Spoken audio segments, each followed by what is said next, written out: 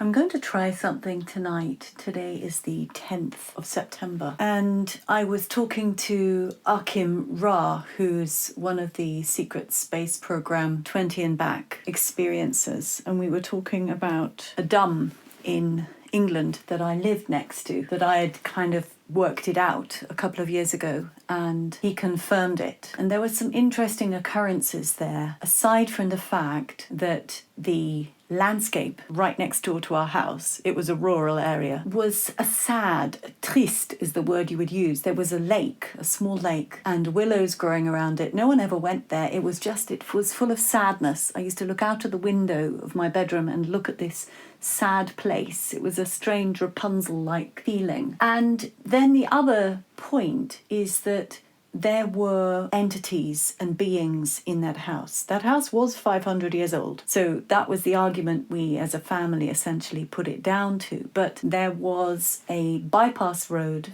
near to a reservoir, just the main road out from that house, not far away. And it accessed then to where we and two other neighbours lived. And there were accidents all the time. And my parents felt that there was a jinn there, a nature spirit, an elemental, who was really upset with the road being built. And that's why he was causing accidents and crashes. That was their determination. And then at night time, when I still shared a room with my sisters, two sisters in fact, we shared a room. My little sister was still a baby, so she was just moving over into that room. There was a wardrobe in that room that I knew was somehow haunted. It would figure a lot in my dreams. And it was like an in-between passage between our room and the next room, a walk-in wardrobe, but it had a horrible atmosphere to it. And what my sister, who's 4 years younger than me, used to get was her toys. She had these large toys on her bed, a big panda and a thing called Woofle, and they would turn live in the night and start playing with her, talking to her. So there was something a little bit strange going on there, and I just was spooked by this wardrobe. We all were, in fact. And then I lost the use of my legs, and I just found out from my mother yesterday that it was in fact for about 4 months, because I never knew how long it was for, but she said it was about, she thinks, 3-4 months. So I was a ballerina. I loved ballet, loved dancing, and suddenly my legs collapsed under me in the ballet lesson, and I went home, and from then on I could not walk anymore. I had no power in my legs. And when I mentioned that to Arkheim Ra,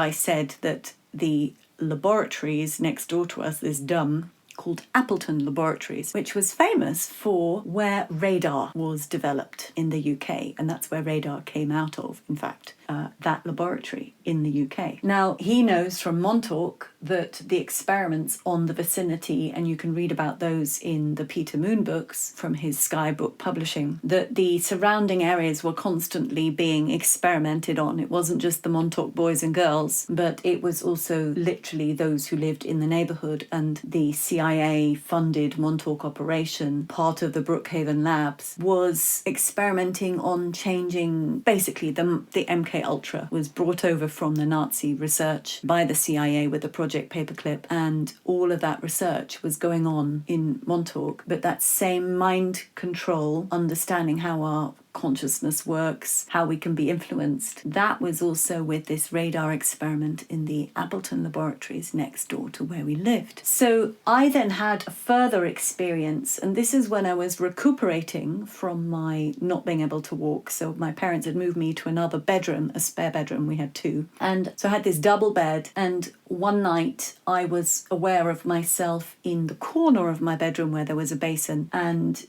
underneath was a wastebasket, and I felt like I was being strangled over this wastebasket. I was really scared. Some strange being was doing this to me, and I remember looking across to the bed to see myself actually lying in the bed. So my etheric body was having this done to me. But I ran this by a psychic friend of mine earlier this year, which was quite interesting because he's very accurate. I won't use his name because he's been very highly influenced by the church at the moment and has kind of severed ties with me. But we did quite a lot of work earlier this year together, and he's a remote viewer, and he said no, that entity was not in fact hurting you.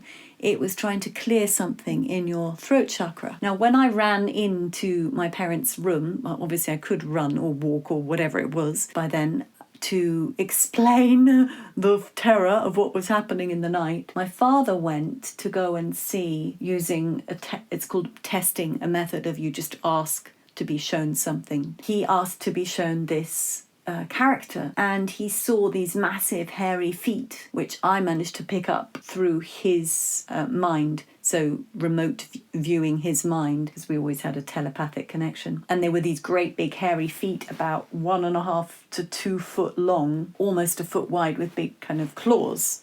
I think 5 toes, in fact. So it was some sort of more of a beast type character, and he was freaked out by it. He kind of saw the ankles, and then it was like, stop, that's all I want to see. And soon after, we sold that house and we left. The interesting thing is what did happen. So what I thought would be interesting is to see if I can talk to that elemental, find out why he or she, I think it's a he, was so upset about causing these accidents, and also what he was doing with me that night, and whether he was directly being used in that D.U.M.B, or whether he was just being affected by the radar, very big etheric entity. So we're going to give him a name for now. Let's call him Greyo. For some reason that seems to be kind of coming in. So I'll use that when I'm talking to him, and I'm going to make sure I'm pretty clear today, because I was up very early today at, I don't know, not 5 o'clock, earlier than that, I think. And I did have a little snooze this evening, but I've had a wonderful day, working,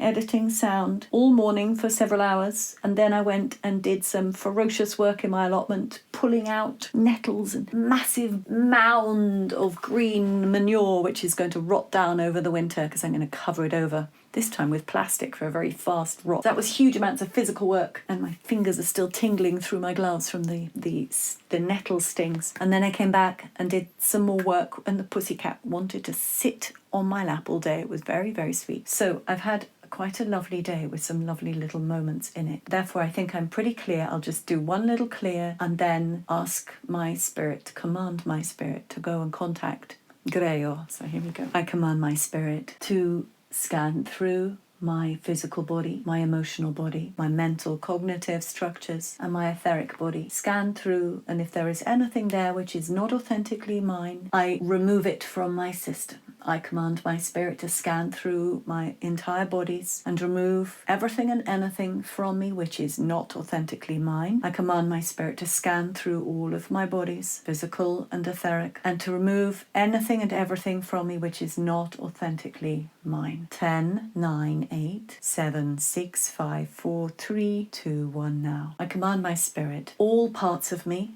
all parts of my soul, my past, my present, my parallel incarnations. I command you all to gather with me for reinforcement, for extra intelligence, for wisdom, for the ability to perceive beyond my normal, for support and love and protection and joy. I command you all into my soul room, my soul space, and we will now proceed to invite in a secure, safe way, extend an invitation to this character, Greyo, and see if we can converse with him and find out some more information from this time when I was about, I think I was 8. It wasn't 7, it was 8. So here we go. 8 or 9, actually. 8. I command my spirit to bring me to a state where I'm able to perceive and receive spoken word very clearly from my own intelligence, and to receive and repeat and speak through spoken word from Greyo, who I now invite to join me at the edge of my soul room. I am protected from you. You are your own being, your own entity, but I invite you in to converse with me and ask you if you will share some information with me. On the count of 5 to 0, I will invite you to speak on your experience with this place, the traffic place and the laboratory and also my house, and hopefully we will have some dialogue, some question. 5, 4, 3, 2, 1, now. Yes, I am grumbly, I am grey, I am great and gross. I am. Your mother always knows me already, the accident she nearly had off the bridge. I was there. I was there. I pushed her back on, actually. I was the one that pushed her back on. There are disturbances. I wasn't happy, it's true. They were actually experimenting with that angle of the bridge. They knew it was potentially dangerous. They were using it as a little guinea pig experiment, for they were without morals. I am not human. I was here a long time ago. I am part of giant race. I am part of almost yeti race. We do not be seen. We are great. What is your size? Because whenever I see you like a tree height. Would that be accurate? We are taller than trees sometimes. You had your oak tree, it was a young one. We were a little taller. Were there more of you there? Was it just you, or were there several? No, we have settled this area. It was marshland once. We liked that. The Langley zones, your Ditton Park, was old and ancient. It was quiet for many centuries, and we have been there. We were fishing. We liked the water and the mud, and the damp was our home. You could say we were driven into it earlier on, but we were there for a long time. Did you have any conscious involvement with what they were doing in the dumps? Were they aware of your presence? Were they involving you in any kind of experimentation? Was there any deliberate intent of communication between them and you in some form? No, there was no deliberate intent. They were only dabbling. Some of them were understanding the potential of using something. They had picked it up with their paranormal activity monitors. They knew there was something there. The swampness had appealed to their mind, but they just sent out their field. They wanted to know about disturbance in field, what you now call Schumann resonance. They were detecting experience of electromagnetic frequency fluctuation. They were looking at earthquake seismic movement. They were daring to drill down into the crust. They were measuring, and yes, they were not far from Windsor. There was always a little liaison in that region. We understood, because we did not like those beings there in the castle. Those geckos, we called them, we kept to ourselves. You are very polite and forthcoming with me. And in fact very fluid. I assume that you speak English. We're just translating this through energy, whether I'm just putting it into my words, but thank you for being so conversive with me. I know that my father asked to see you and was scared. Can you explain anything of that moment when he asked to see? And then I'm going to ask you about my own experience as that child. Your father was allowed to see some interdimensional essence. He did have that tendency sometimes, that Catholic mysticism that was ingrained from an early day, and some of the doorways spliced open, as you just discovered recently in the 1960s time, when your mother was describing to you after your questions and revealing of that dream, the conversation you were having yesterday. I know about that because you've been thinking about these things, and he had the ability to perceive a little, but the claws are a little alarming. He obviously felt this was beyond his remit as father, knowing how absent he was anyway. It would be a little scary. It would be guilt-inducing. Imagine if something got hold of your females, and he had all his females that he never paid attention to, but he would be shamefully guilty should anything happen. I believe this is his reaction. It was a fear, terror, guilt, highly induced by the Catholic state upbringing he received so stringently. Well, that makes sense. Okay, thank you. Now, can we please talk about that time? So my friend has said that you indeed, and this is what's really prompted me to ask you and speak with you, invite you to speak, that in fact what you were doing with me when I spied my my body self on the bed, and yet I felt I was in my body in that corner of my room, that was very alarming for me. I felt the sheer terror panic of the strangeness. I don't know whether it was the feeling of you on me that was the scary thing, or the fact that when I looked to my bed, I saw myself. It was like a registering of, yes, there you are. And then, there you are. So like a double strange take. I would ask you to communicate what you can about this event. That would be helpful, and then hopefully I can ask you some more questions. 5, 4, 3, 2, 1 now. Double take, double take, double take. I couldn't touch your physical body. You are not physical. You are physical. I am physical in another realm. I could only touch your other realm. This was the realm I was touching. Yes, the energy body that comes out of the body at night, the dream state wanderer, the astral traveler projector. You were there. Now, how and I, you and I, what was this? You assumed I was hurting you. I did have you. I did have you. It was a strange place. I understand. A waste basin, a waste basket is something for emergency sickness in your household, or the rubbish, the trash gets removed, gets put into these receptacles. And there was this strange basin with its plumbing in the corner of your bedroom. And this corner was facing those grounds with the lake towards the laboratory. They had dug out, you see, that's why the lake was. Could you tell me why it was that I felt that your hands were around my neck and you were strangling me? That was the impression I had, that my head was face down into this rattan basket just above it, and that from behind above me you had these hands around my neck. What was actually happening there? Could you please describe from your point of view what you were doing? 5, 4, 3, 2, 1 now. Yes, you must take this deeper. I must take this deeper. I can feel I've got a little headache. Maybe I should go to sleep, but I wanted to get to this. I'm going to try some sound quietly because it's nighttime and neighbours.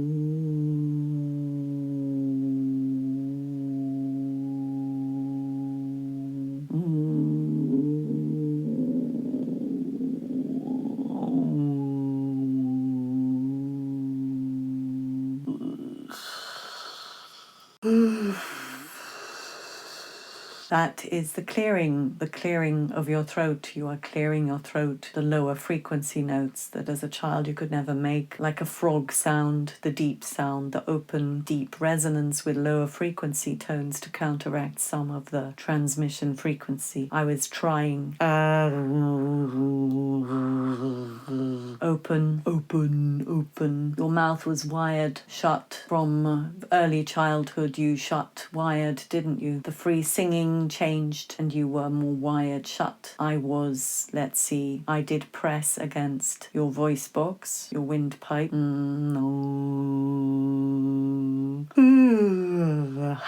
Shut up. You were shut up. Shut up. Your sojourn in hospital was the shutting up even more, the quietness. There was silence for you for hours, for days, the shut upness, the no defense, the victim. You became the victim there. The things done to you by people, waiting and nothing. It was an empty, silent time. I was bringing something back to the voice, bringing the voice back into the voice, into the body, into the throat, into it. I have something you don't have. I can pull threads through. I will demonstrate how it works.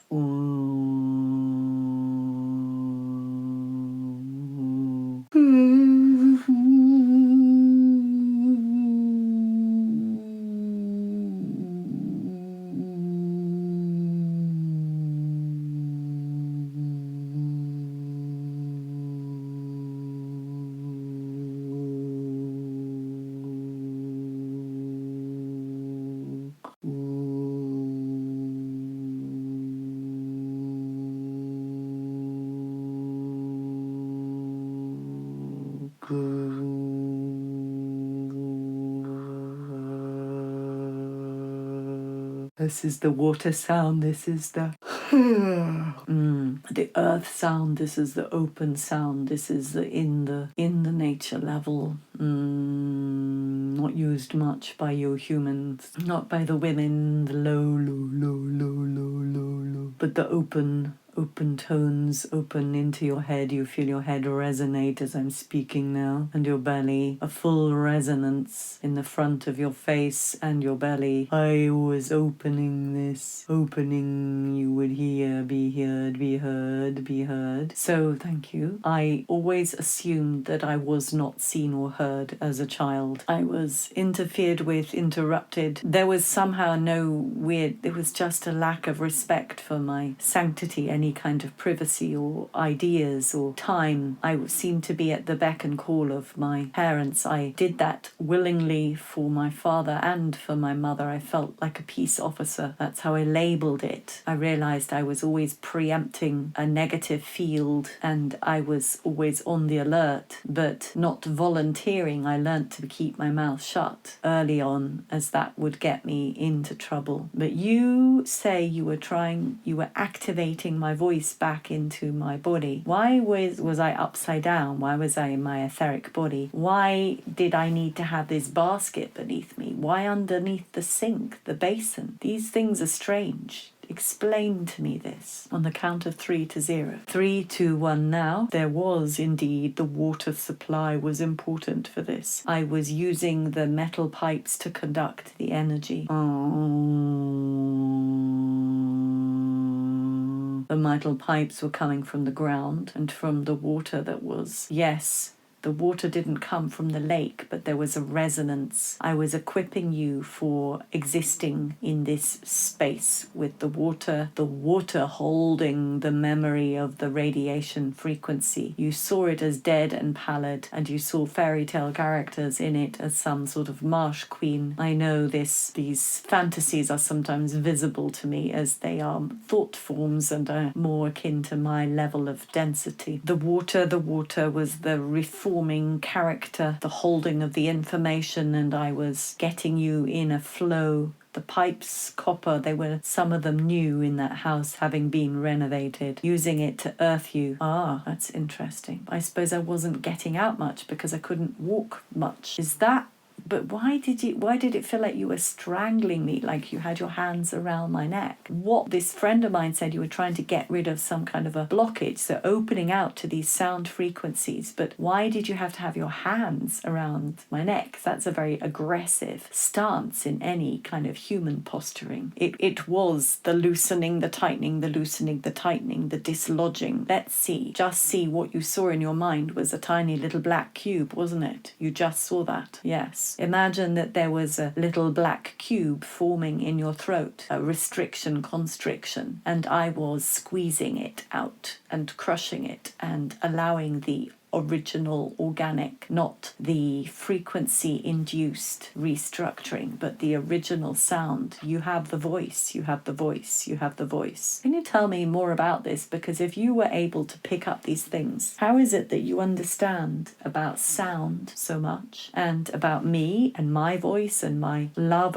of singing and how that's moved through my world as a red thread through it? Would you be able to share any information on this? 5, 4, 3, 2, 1 now. A dossier of sound. I like the sounds. I am quite silent to myself, but the winds and the waters and the earths, these are my sounds. Low frequency. Oh, too low for you to perceive, but you feel here sometimes. The tremor of the earth was something I loved to hear, like a heartbeat. We were able to roam more freely. Now it is a little harder. They somehow had me trapped there, although, as we said, they didn't know me. They felt energetically the something presence. There was some fencing. I was aware of this idea of frequency fencing. And you were a fairy child. We saw that. Your sisters were younger. Oh, wow, I want to ask you about those weird toys in the cupboard as well, but let's just see what you say. We had looked after that cottage. It was old, it was damp, it was falling down when you came in. Your parents rebuilt it, a lot of it. We had taken part possession of the place, the space, the grounds, the region. So we were naturally curious about the small beings come to be there. And your brightness fascinated us like a little elfin lamp. We came to examine, to explore, to poke about a little. And when we saw that some of it was thickening up, we observed things. The day you collapsed with the pain in your knee and you were carried by not your parents who were overwhelmed, their reaction was not natural any longer. It was that man, the decorator, who carried you into the car. The parents were closed off already. They had already succumbed to the frequency, shutting boxes. Let us talk about your sister briefly, as you understand that part of her soft warmth, her true warmth, was somehow compromised, and you believe it stems back to that time. This trial essence of entity, and the entity entry through the wardrobe that none of you liked. Almost portal-like, you could say, transdimensional, but so am I. Many different essences. You're seeing smaller beings, whether or not it is true or not. But there was a programming of mind of some kind. She was of that age. She was of 5 years, and 4 and 5 and 6 when you live there. And that is a perfect time to condition a mind, to install programs and influences and reinforce certain. She has a somewhat different genetic structure with the green and brown eyes and the dark hair. She had a tendency towards a different set of genes than you did with your fey hair, eyes, different inheritance, different soul, obviously. There were things moving there, there were changes. We were just mostly keeping away from you, but that bed situation was a novel thing. My mother also had a very spooky dream when she was there. She'd brought all these plants with her from the previous house, and they were in containers, in pots, and she'd bought new plants and she hadn't managed to get them planted. And she was freaked out by a dream one night where the plants were literally clawing at her in some almost Day of the Triffids experience, just pulling. So she felt very overwhelmed by energy and by the plants, whereas I've never had that experience, allowing the plants to nasty and induce guilt. Was that something to do with frequency manipulation of that area, that a signal became distorted and she dreamt that plants would become hauntingly aggressive? It seems like there was a general strange haunting quality, and even the drunken man next door who could be so jolly, but the fact that he would often get so very drunk, and our parents were a little anxious about us and him. There were certainly strange elements in that region. Can I have any more specifics? You're wondering now, the family who inherited after you seemed happy. They put their money in, they made it pretty, they added a few things. They had their child who was the Down syndrome child, and she seemed to be well there. They liked their home. It was pretty, very pretty. She, the girl, was almost a match to some of the frequency, but by that time they had moved part of that laboratory and closed it. It had been reabsorbed in another vicinity, moved over and left mostly empty. We would roam the corridors, the bunker, concrete, and then they redeveloped the offices on the top and made it the grey man-suited, innocuous secondary zones. No real breaking researchers, but still some remnants of structure. We were, the spaces were becoming harder. We had the grounds of the house, of the grounds of the park, but we went deeper. The earth, we needed to shelter deeper as the synthesization, the castration overlay of far too manipulated zones. The wildness was going, the wildness was leaving. We are the wild things. You have sometimes wondered if we had an affinity with your mother, as she was some sort of giant origin part of her. But not really. They were just in a state of high inflammation, and they were not aware fully. You asked about the swing. That was interesting. The ash tree was a special tree for you at the edge of the house. The little mound. You always knew there was something with that mound, some stone, some little mystery. The ash tree, your favourite place, a apart from your oak tree house. Those two trees were your place. And yes, they held something. They held down some of the energy. The fact you saw an adder there, there were interesting elements. It was one of the more unique places you had lived. The swamp holds the energy down. It can't drain away. It can't evaporate so much. Like a little dip, a little shell, a little basin. You were cold there. It was a cold time. We saw you. Strange you had no colour in your room. I know you love the colours. Some of it is there. You were given small things, lots of small things, but you wish to make big things. The German girl, Katharina, was kind, constructive with you, working structurally with you, designs and building things made you happy. You longed for creating something, changing something. You were, the fairy essence was what we were wishing to help you with, that it would not be distorted. Thank you so much. Is there anything else that you would like to impart to me or would be useful, you believe, in this discussion? 5, 4, 3, 2, 1 now. The low frequency sub-sounds are in the earth. We held them and then we were pushed, but now you have a paradox battle. The more frequencies, the G's spreading around the atmosphere, but also we are bursting through. It is a strange pop-up game between the blanket frequency and our punching fists through the earth once more. You have associated elementals with small beings, and yet you understand the trees. Some of those are large. You may speak to more of us, the stone, the rock, the earth beings. We roam around an area. Is there anything more I should learn here at this moment? The low frequency sound. You need to experiment a little more. See what you find.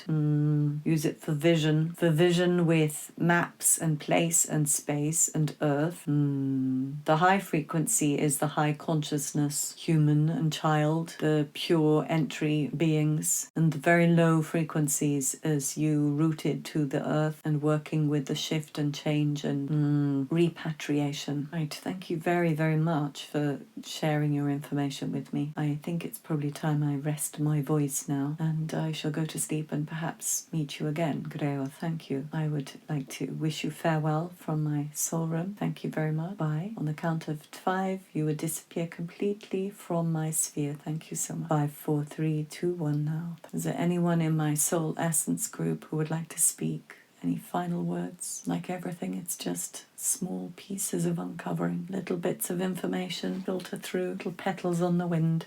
The storytelling is good. One day you make more stories, explain things through stories again. Yes, you will make a series of stories with the elementals, the new fairy tales. The integration is important of the elemental, the energy fields of nature and the humans, and this understanding of cooperation and delight. The stories you will create are your next pretty project when you finished your serious ones now. We'll make these for your children's projects with the illustrations and the fun with the painting and the colour. Make it fun and joyful and loose. There don't need to be forms. You can use just colour, but you're going to bring forth this idea, not the traditional idea of fairy, but of essence, of energy body. Thank you very much. I will let everyone go back to whatever they were doing, full self. So I'm going to record this little piece. Hello everybody, I'm adding this now to all of my videos. You know who I am. I am Dr. Isabella May. I love to activate human potential, mine, yours, anybody's, children's I love. And what do I mean by that? Releasing all the pain, the sadness, the difficulties that we have accrued in this system that we're living in, the somewhat damaged system. And reconnecting and reconfiguring with the full stream of our human soul essence coming through us in the form of creativity and imagination, healing and joy for us and for all those we touch. That's a beautiful remit, isn't it? And for that, I'm asking you now to help me so that I can live from this. So there is, you can buy me a coffee or several if you want to. Some people do that, which is lovely. You can go to my website. That is Inspiration. It's not a typo. It's Inspirit, inspiration.biz. And you can buy one of my books, or you can book me for a session, or you can you go over to gnostictv.com.